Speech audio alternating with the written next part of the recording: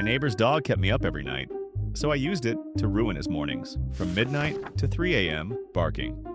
Deep, echoing, non-stop barking. I asked him twice to stop.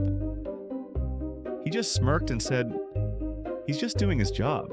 So I did mine. I recorded his dog's barking, then blasted it at 6 a.m. right through his wall. 2 mornings of sweet revenge. No yelling, no threats. Just his dog doing his job. On day 3, total silence. Sometimes the best revenge is just pressing play.